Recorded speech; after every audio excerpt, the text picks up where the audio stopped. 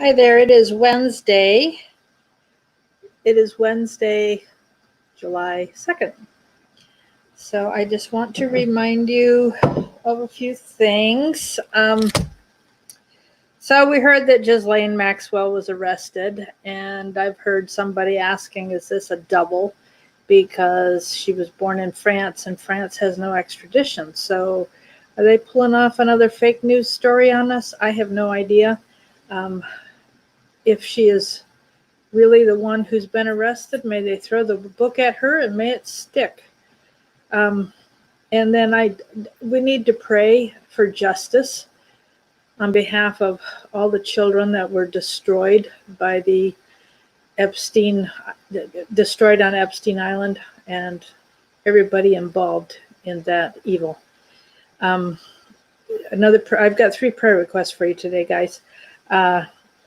The Russian nuclear plant that is emitting nuclear radiation. Please pray for the people who were downwind of that. That includes friends of mine that are very dear friends in Finland, and the one member of the family was severely affected by Chernobyl, and now we've got this same radiation dust blowing over them again. So pray for them, and protection. I appreciate you praying for my friends, and then as well as everybody living in that area, the Netherlands, Finland, all the northern countries. That would include Poland and northern Germany. Pray for protection from cancer and leukemia. I know that's a cancer, but that's a specific form that is often affected by radiation. And then I was also thinking about my friends in Jamaica, and the fact that the Sahara dust blew over, severely affected Puerto Rico, and would have blown over Haiti and blew over Jamaica. And I'd appreciate prayer from my friends in Jamaica, as well as the islanders, all the islanders that were affected by the dust storms. Barbados was, so the eastern islands as well, eastern rim of the Caribbean. We need to be praying for their health, that the dust will not leave permanent damage to their lungs, especially, or eyes, that God would clear their lungs, and that they would be able to breathe clearly and not have long-term negative effects by this. Okay, once again, excuse me, my ball went far away from me. I'm going to remind you that Dollar Tree has these globes, beach ball, for $1. So I threw it up a couple times, and it's been interesting how many times I have been praying for Australia, because my hand keeps landing on Australia, different parts of Australia. Once it was, Australia, New Zealand. Another time it was Australia and Indonesia. So I was praying for the Indonesia for salvation and for missionaries working there to be protected. One time I hit Africa, and so I was, praying that God would. I understand Ebola has gone away again, and may God keep it away and help these people to recover from this terrible stuff that they're trying to do. Another time I was kind of over in the Central America, and it was interesting to hear President Trump say that, or to hear that he had been working with Mexico. The president is coming to see him, I think it's tomorrow, not today. And he's already made some kind of deal with El Salvador. And you were there and didn't see what, Marissa? Mexico, China is making inroads with the drug cartels in Mexico, and working hard with Venezuela. I understand that the UK is giving back a whole bunch of gold to Venezuela. Anyhow, we need protection from soldiers coming up, and how many of the people, especially given the fact that they're mostly young male immigrants coming up through our southern border, we need to be praying about who they are. Another thing that was interesting I heard today was that the UK is upset that China is trying to take away the freedom in oh, Marissa, maybe your Dollar Tree doesn't have it, but keep your eye open. It was in the toy section. And what was I saying? Oh, Hong Kong. The deal with China was that UK would release their control over Hong Kong, but Hong Kong was to maintain, even though they were part of China, they were to maintain their freedom. And China is saying no, not anymore. And so my understanding is that the UK has said that if anybody lives in Hong Kong, wants to immigrate to one of the UK countries, that they are welcome to do that.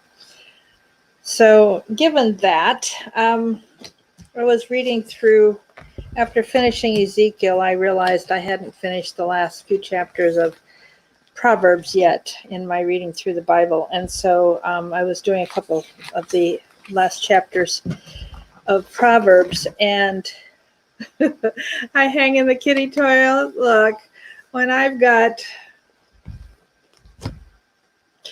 I have to count 10 grandkids living, 1 on the way, 8 in heaven. Yeah, looking at toys is typical for a grandmother who wants to spoil her kids. But Dollar Tree is kind of my price level nowadays. So I did buy the balls, the beach balls, because with them having the world on it, I want my children to play with the grandkids and teach them to pray for other nations. And I just think that's a great idea, to throw a ball and catch it. And, you know, hey, if you got a beach ball and you can't find the one with the globe on it, there's always Sharpie markers, you know? So just get a map and trace it. Anyhow, I was struck by some of the verses in Proverbs 27 and 28, which is what I read this morning. I'm going to finish reading some more tonight. 27, man, every verse is a proverb in its own right, and it is so full of suggestions for living in a way that pleases God. So I'm not going to read the whole chapter, but there were some verses that stuck out to me caught my attention that I wanted to give some feedback on. So I'm going to read 6, 9, 12, and 17, and then chapter 28, verse 23, and talk about that. So I'll read the verses, and then I'm going to say why I wanted to talk about it. Faithful are the wounds of a friend. The pleasantness of one's friend springs from his earnest counsel. The prudence, let's see, I'm going to, let's see, and then 17, I'm going to skip 12 and come back to that. 17, one man, as iron sharpens iron, so one man sharpens another. And then Proverbs 28, 23, he who rebukes a man will in the end gain more favor than he who has a flattering tongue. And what I wanted to say about that is how I relate to those verses because of Larry. When I first met Larry and spoke to him, he didn't like me at all. He told me I was very arrogant and I needed to do something about my pride. Now, it took one to know one, because it was a problem he had had in big time for all the success he had had in life. And so, you know, here was somebody recognizing that I had the same pattern he had had. He had conquered it in many, many ways. And so he was coming to me. And I felt like he was a true friend, like I had rarely had in my life, because he spoke truth into me. It was hard to hear, because when he told me that my pride was ugly, He spat that word ugly out so loud, I almost had to take the phone away from my ear, but it got my attention. And he said, you've got to figure out a way to deal with this, which I did. And I so appreciate the fact that Larry showed up as a true friend because he was willing to speak truth into my life. And it wasn't speaking truth in the way that a negative, critical person does. My guess is he saw something that was hindering opportunities that I could or should have. And he wanted that taken care of so God could use me in a way that I was being blocked from being used. And that's how I took it and how greatly I appreciated it. It is hard to hear somebody criticize. And it's really important when somebody is being very critical that you dig deep and learn it. Are they speaking truth into your life, or are they projecting their own issues onto you, or are they just being mean because they, for whatever reason they're being mean?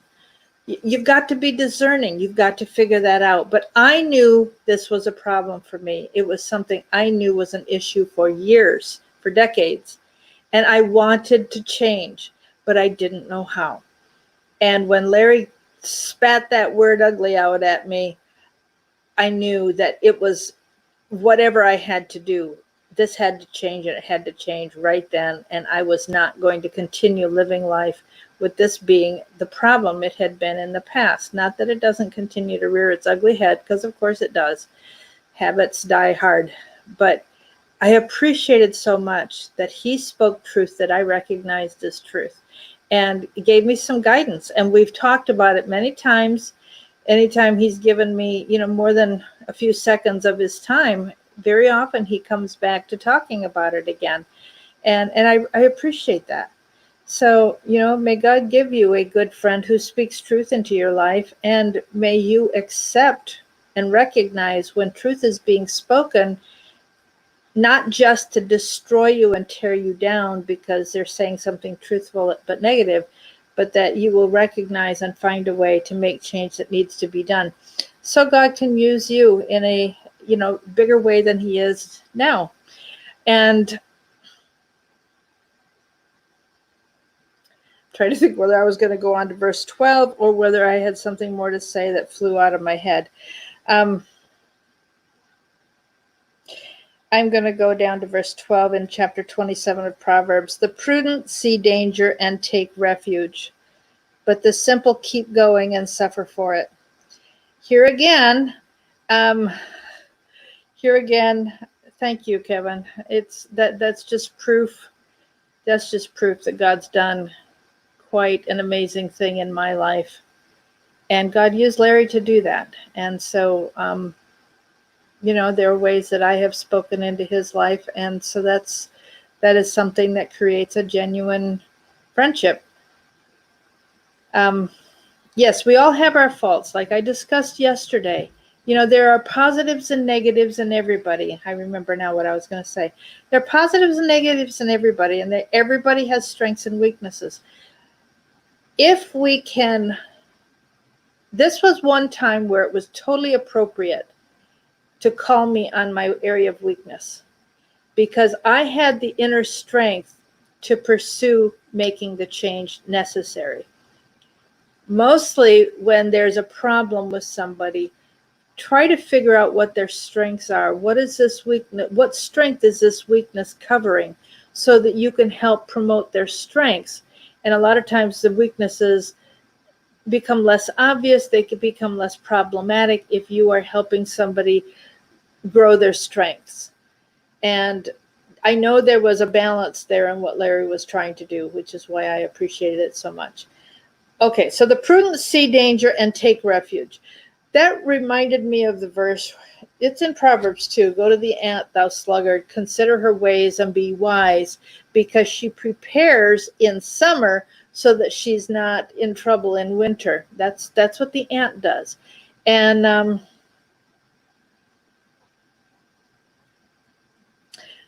we'll get to it in chapter 28, where we're talking a little more about working hard and preparing and doing what needs to be done. And I get so concerned when I watched my own kids and their love of video games, the ones that were very seemingly addicted to that. And, I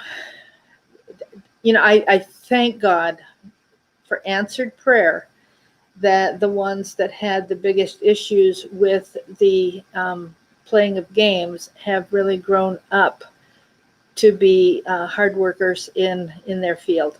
And I so appreciate that God has answered that prayer. But the simple keep going and suffer for it.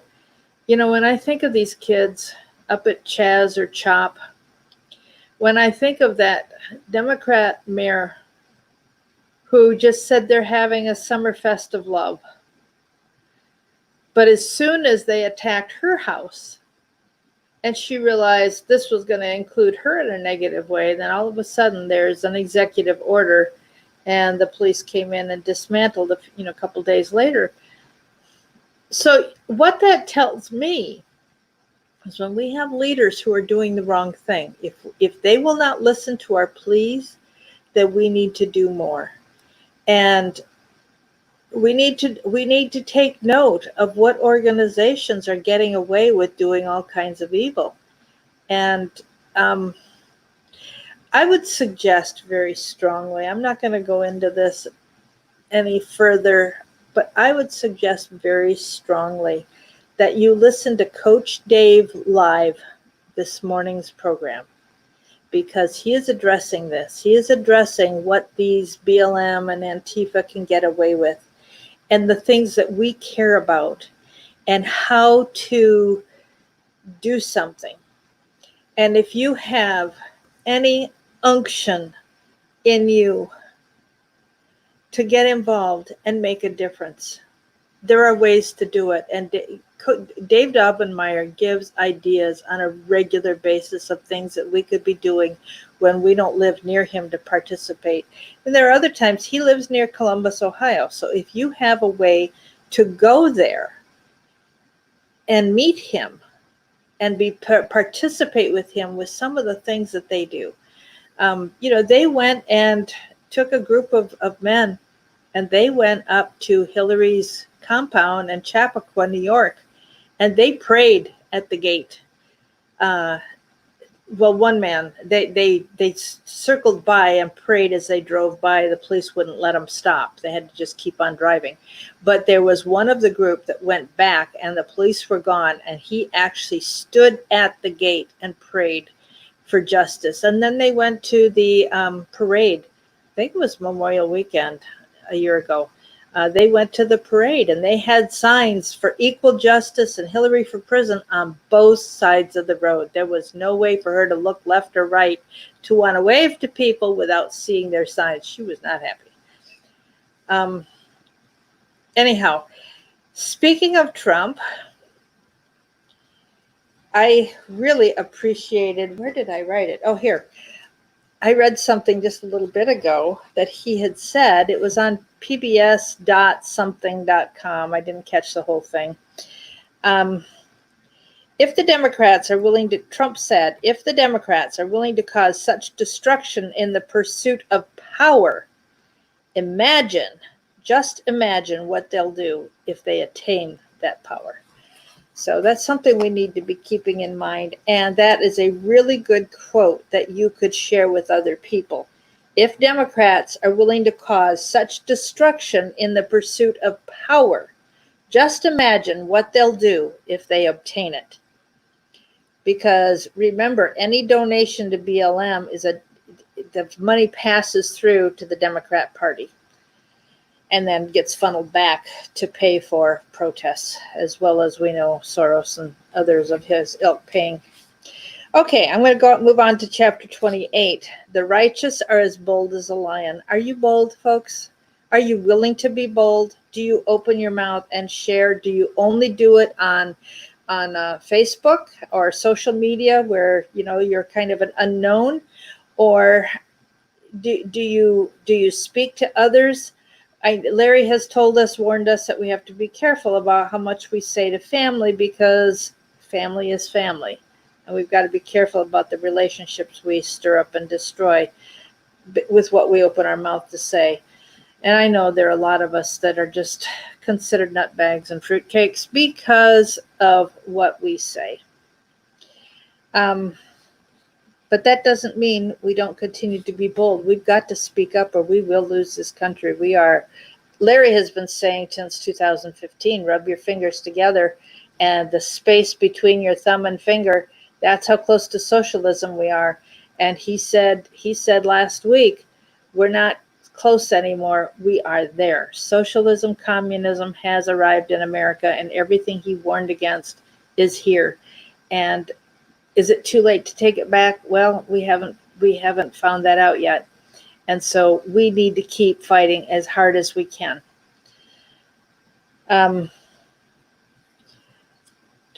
Proverbs 28:4. Those who forsake the law praise the wicked, but those who keep the law resist them. So we have got to do more to be part of the resistance. We have to, folks. We have to be bold as lions, as righteous people, be bold as lions and resist the evil that is being perpetrated on us. I skipped verse 2. When a country is rebellious, it has many rulers, but a man of understanding and knowledge maintains order. So my prayer request today for President Trump has been that he will be a man of understanding and great wisdom, that he will have godly counsel and have the knowledge to maintain order. I know that there has been, Larry said even, that he was allowing a lot of the things to happen so the world will understand where we are right now.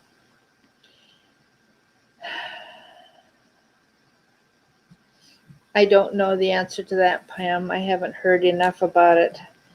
The only thing I listened to, and the first thought that came to my mind when Ghislaine was indicted today, when I started seeing newscasts about that, was, is it really her? And I don't have the answer to that. Evil men do not understand justice, but those who seek the Lord understand it fully. We understand justice. We want justice. So we need to keep praying for justice, because God is just. And one of the things I learned last night, I was listening, I can't remember what I was listening to. I was listening to somebody who was talking about the Illuminati and what's happening. And the fact that the Illuminati feels that the first to a place is the one that has the right to have control. And so the Illuminati are claiming the right to America because of their participation in the Declaration of Independence and so on. But remember, folks, the Pilgrims, when they came over, they claimed this land for God. And there was a big difference in what happened between the immigrants from Europe and the Indians in Virginia versus what happened up in Massachusetts. In Massachusetts, they were kind to the Indians and had a good, not always. I know there was trouble there too, but there were fewer deaths among them for the first winter in Massachusetts than there were in Virginia, because there was a complete different focus of why they came and what they were planning to do. Now, of course, they had a church in Virginia, and so there were godly people who came to participate in the Jamestown colony. But I'm going to move on. Verse 6 of chapter 28. Better a poor man whose walk is blameless than a rich man whose ways are perverse. Have you ever considered that if you're struggling financially, that's better than being a perverse rich man? Remember, Jesus said it's easier to go through the eye of a needle. Now, of course, there was a low gate that was called the needle gate that the camel had to kneel down to get through. So it wasn't impossible, but it was very difficult. Easier to go through the eye of the needle than for a rich man to enter the kingdom of heaven. And there is so much extra temptation that comes with a lot of money. Verse 8, he who increases his wealth by exorbitant interest amasses it for another who will be kind to the poor. And that's something we can pray about. Lord, where is this transfer of wealth from the wicked who have stored up wealth for the righteous to use it properly?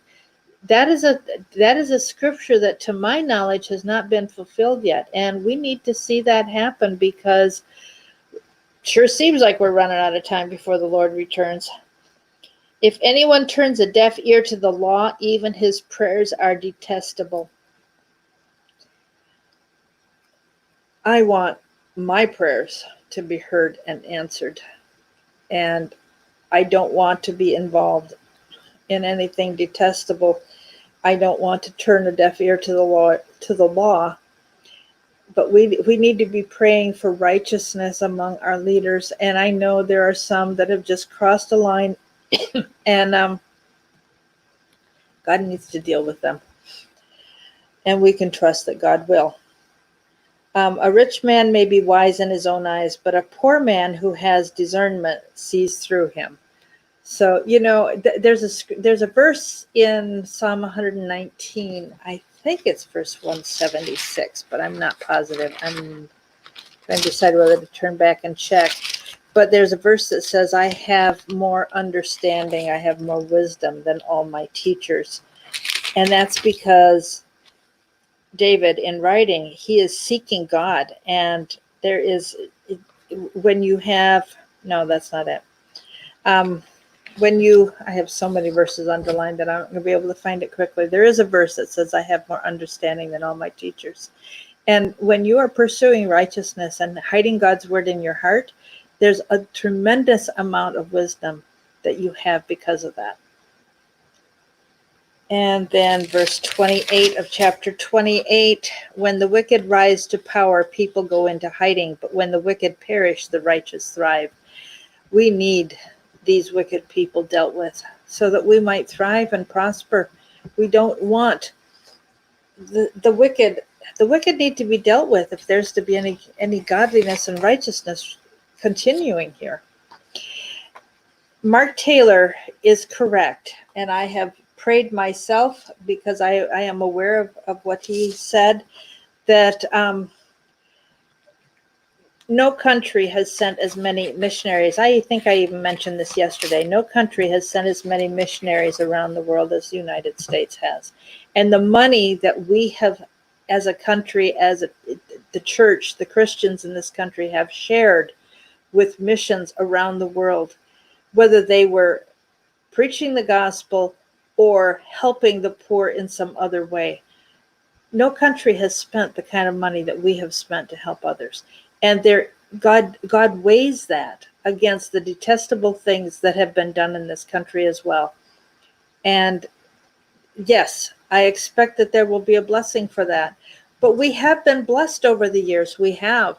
So haven't we already had that blessing? And that's where we need to be bold as a lion. The righteous are bold as a lion. And we need to resist and take this country back. All right, I'm going to read Psalm 140. Rescue me, O Lord, from evil men. This is a prayer. This is written as a prayer. And so I'm going to read it as a prayer. Rescue me, O Lord, from evil men. Protect me from men of violence. And Lord, I ask that you protect us with the threats of July 4th that they are planning to come into the suburbs to rape and murder and pillage. Protect me from men of violence who devise evil plans in their hearts and set up war every day. They make their tongues as sharp as a serpent's. The poison of vipers is on their lips. Keep me, O Lord, from the hands of the wicked. Protect me from men of violence who plan to trip my feet. And I certainly pray that for Larry. That is verse 4. So I'd appreciate if you would add that prayer for Larry as well. Keep me, O Lord, from the hands of the wicked. Protect me from men of violence, who plan to trip my feet. Proud men have hidden a snare for me. They have spread out cords of their net and have set traps for me along my path. O Lord, I say to you, you are my God. Hear me, O Lord, my cry for mercy.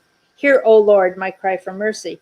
O sovereign Lord, my strong deliverer, who shields my head in the day of battle, do not grant the wicked their desires, O Lord. Do not let their plans succeed, or they will become proud. Let the hearts of those who surround me be covered with the trouble their lips have caused. Let burning coals fall upon them. May they be thrown into the fire, into miry pits, never to rise. Let slanderers not be established in the land. May disaster hunt down men of violence. I know that the Lord secures justice for the poor and upholds the cause of the needy. Surely the righteous will praise your name, and the upright will live before you. And Marissa, I agree that because of abortion, we are seeing the beginning of God's judgment on this land. And I was reading this morning, man, I'm sorry, I things go in my brain from what I see and hear, and I don't always remember where I've seen it. It just kind of mushes around inside, and I hang on to what strikes me, and the source is not, I'm not very good about being able to prove my source. But one of the things I read this morning was how the demons get power from blood. And I know, it was Jen Campbell on Facebook. She was writing about it. You might look her up, Jen Campbell. It was something she posted this morning. It was quite lengthy. So she was saying that the demons and people who are demon possessed, they get a lot of their power from blood, and that is part of what's going on with abortion. So yes, it is murder of the unborn. I agree. That's Renee. Thank you. Yes, I think I said it was Wednesday. I missed the day this week, and because I was out of town. You're right. It's Thursday, the 2nd of July. Okay, I'm also going to read and close with Psalm 45 because of the need to be praising the Lord and everything give thanks. So I will extol you, O God, my King. I praise your name forever and ever. Every day I will praise you and extol your name forever and ever. Great is the Lord and most worthy of praise. His greatness no one can fathom. One generation will commend your works to another. They will tell of your mighty acts. Folks, do you have mighty acts to tell your children and grandchildren about? If you don't have any of your own, ask the Lord to reveal to you things that he has done in your life, because I've had to ask sometimes God to remind me of what he has done so that I can be more appreciative. We need to remind our children of who God is and what he does for us. They will speak of the glorious splendor of your majesty, and I will meditate on your wonderful works. They will teach of the power of your awesome works, and I will proclaim your deeds. So we want to proclaim God's deeds to our children so they can tell of God's power to others as well. Remember, each one lead one. Or if you can say something to two, and that two multiplies into four, and so on. They will celebrate your abundant goodness and joyfully sing of your righteousness. The Lord is gracious and compassionate, slow to anger, and rich in love. The Lord is good to all. He has compassion on all he has made. All you have made will praise you, O Lord, even at the very end of time. God, let's see, which book is it? Every knee will bow and confess that he is Lord. I can't remember if that's Philippians or Colossians. All you have made will praise you, O Lord. Your saints will extol you. They will tell of the glory of your kingdom and speak of your might, so that all men may know of your mighty acts and the glorious splendor of your kingdom. Your kingdom is an everlasting kingdom, and your dominion endures through all generations. The Lord is faithful to his promises and loving toward all he has made. The Lord upholds all who fall and lifts up those who are bowed down. The eyes of the Lord look to you and give them their food at the proper time. You open your hand and satisfy the desires of every living thing. The Lord is righteous in all his ways and loving toward all he has made. says that again, second time. The Lord is near to all who call on him in truth. He fulfills the desires of those who fear him. He hears their cry and saves them. The Lord watches over all who love him, but all the wicked he will destroy. My mouth will speak in praise of the Lord. Let every creature praise his holy name forever and ever. Amen. And with that, I will say have a blessed evening. There's no conference call today, and we will be back. I will be back tomorrow. I'm looking forward to when Larry comes back. I hope it won't be long. Anyhow, make sure you are thinking of ways that you can protect your community on Saturday, and remember that the Blood Moon Saturday night has a silver lining to it, so God is giving warning, but he is also reminding us of his promises. Cling to them, and we will talk again tomorrow. God bless you. Bye-bye.